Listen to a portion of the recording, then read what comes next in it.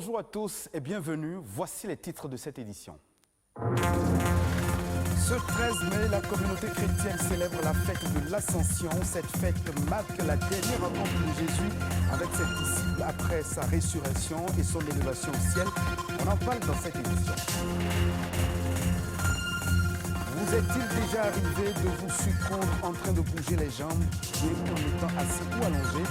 La médecine attribue ce symptôme au syndrome des jambes sans repos. Nous en saurons davantage dans ce journal. Et puis, nous irons à la découverte d'une invention qui va intéresser la planète entière.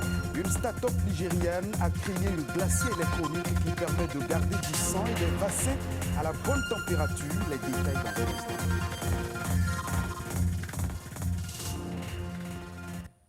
La communauté musulmane célèbre la fête du Ramadan ce jeudi sur toute l'étendue du territoire national. L'Aïd el-Fitr marque la rupture du jeûne.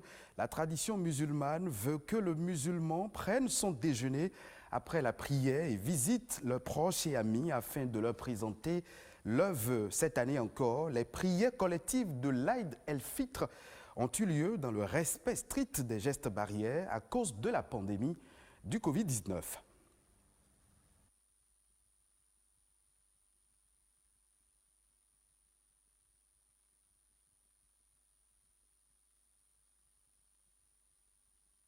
Gloire de Dieu, l'une des principales fêtes chrétiennes qui s'inscrit dans le prolongement de Pâques et annonce la Pentecôte 10 jours plus tard. Plus de précisions avec le père Hubert Kedouide.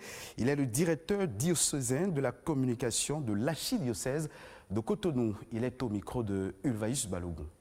L'Ascension, c'est vraiment le couronnement de la dynamique de la rédemption à partir de l'incarnation.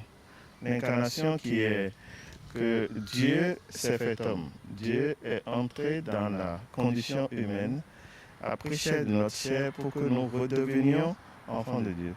Et c'est à cela qu'une fois que Dieu est entré dans notre nature, maintenant comme une tête de peloton, Jésus draine toute l'humanité dans la divinité.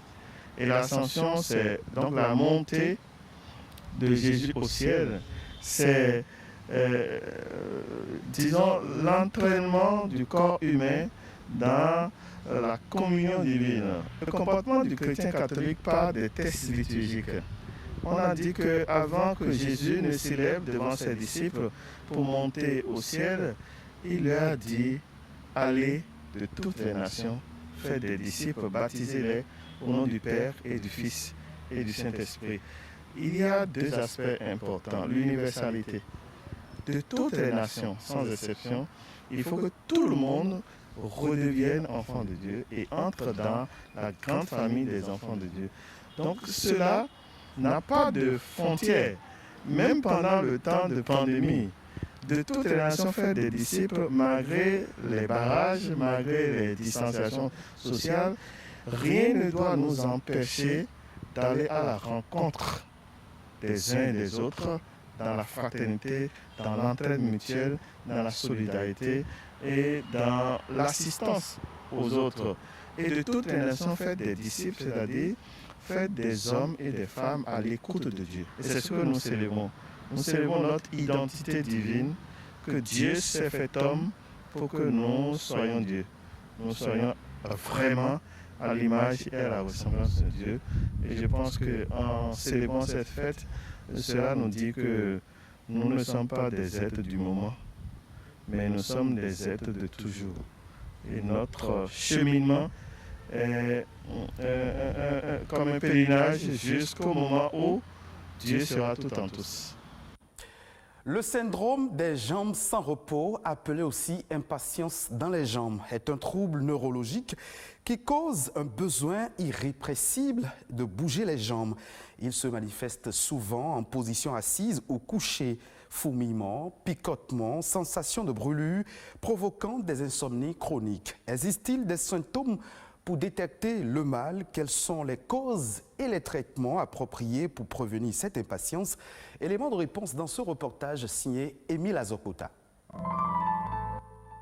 Le syndrome des jambes sans repos, appelé aussi impatience dans les jambes ou encore Impatience nocturne est un trouble neurologique qui cause un besoin irrépressible de bouger les jambes. Environ une personne sur 10 en souffre. Selon des études épidémiologiques faites par l'Organisation mondiale de la santé, les manifestations varient selon l'organisme de chacun.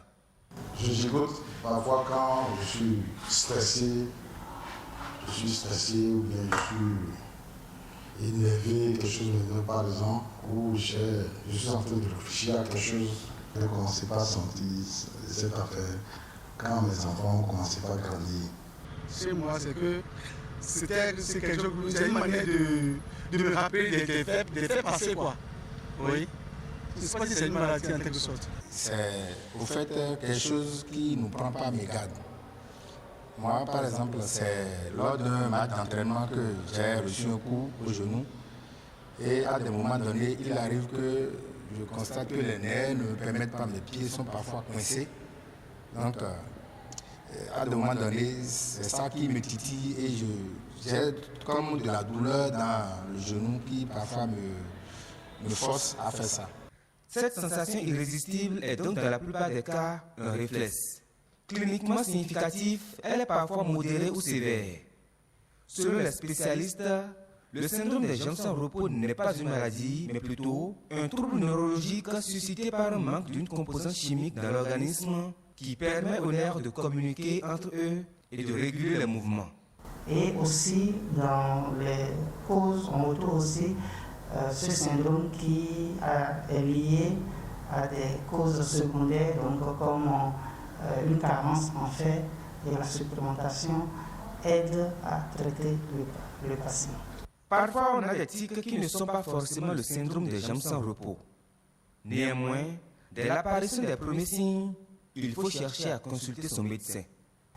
Le caractère qui prédomine dans le syndrome des jambes sans repos, c'est la survenue vraiment au repos et qui va donc augmenter le soir.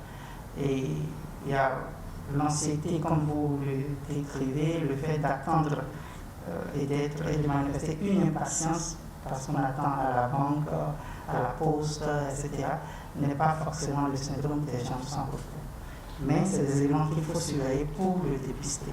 Il est important de noter que l'on peut présenter des impatiences de façon intermittente sans pour autant développer un véritable syndrome des jambes sans repos.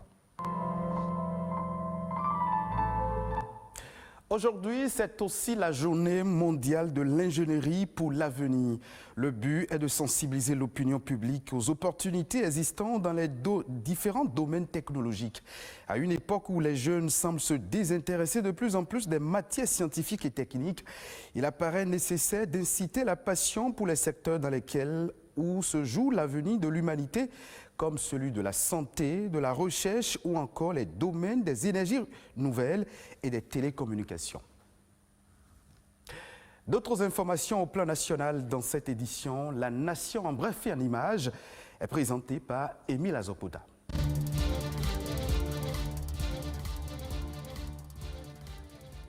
Le croissant lunaire n'a pas été visible le mardi 11 mai 2021 au soir dans pratiquement aucun pays du monde.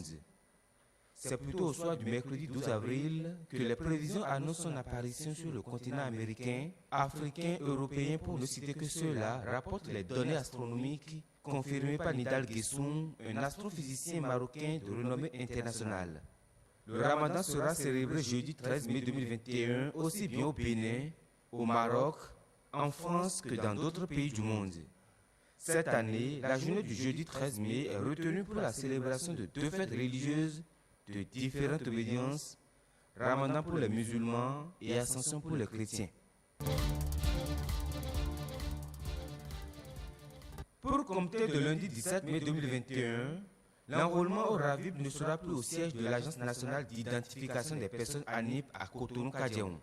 Le gestionnaire mandataire Cyril Goubeji, à travers une note en date du 10 mai 2021, informe que la demande des dites pièces peut se faire désormais dans les arrondissements.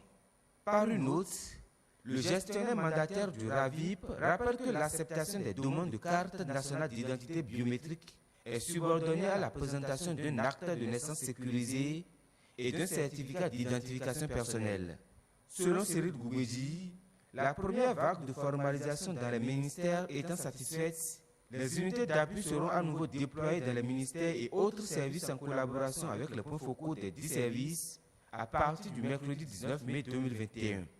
Le coût du certificat d'identification personnelle selon le gestionnaire mandataire passe de 2500 à 1500 non plastifiés ou 2800 à 1800 plastifiés. Ces nouvelles dispositions ont été prises par l'ANIP non seulement pour soulager les peines des usagers, mais aussi faire face aux difficultés de gestion de masse de demandeurs dans un environnement exigu.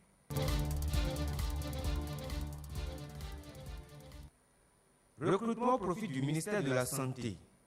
Les listes définitives d'inscription des candidats autorisés à composer dans le cadre du concours de recrutement de 1600 agents contractuels de droit public de l'État au profit du ministère de la Santé sont disponibles.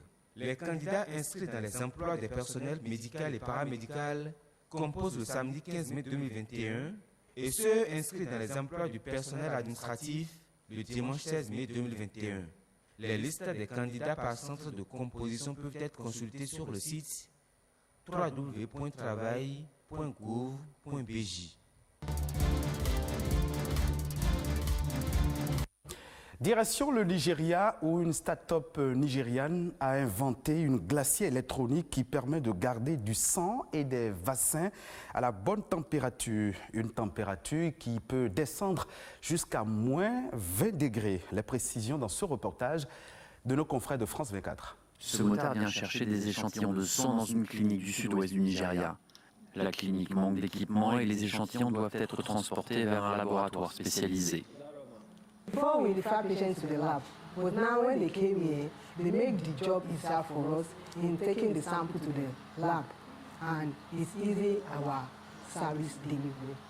Cette glacière est particulière. Elle a été conçue par une start-up nigériane. Elle peut accéder au Wi-Fi et la température de la glacière peut être régulée.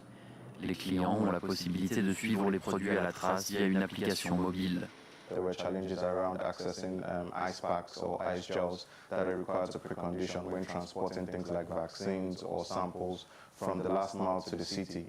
With this now, which this is like a solar-powered, battery-powered device that doesn't require all those. So without the infrastructure, this works.